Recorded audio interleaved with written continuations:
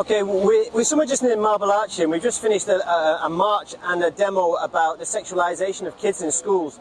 And we're giving out flyers, and some people have obviously reacted badly to that and ripped them up in our faces or put them in the bin. A lot of people have been keen to receive them as well. And I think that the people who react badly maybe mistake it for homophobia or other kind of extreme right-wing views.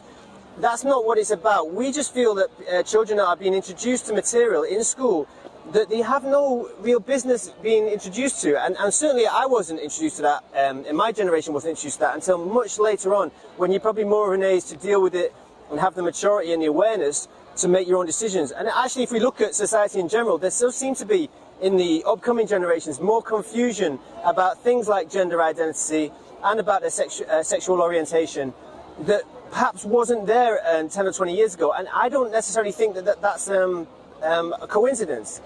So there is a concern here, and I think that many parents would be troubled by the information and the books and the storylines that kids are being taught and introduced to if they were aware of them. And perhaps if you're watching this and you're a parent, you might want to check that. The curriculum is called RSE, if you want to look into it, and just to make sure that your kids aren't being taught this sort of thing. And for me, I think it's part of a broader agenda where again, they're trying to maybe divide the community and keep people apart and almost prevent people coming together in a natural way. A lot of our natural inclinations and instincts are being used or manipulated or contorted into shapes that they shouldn't necessarily be in.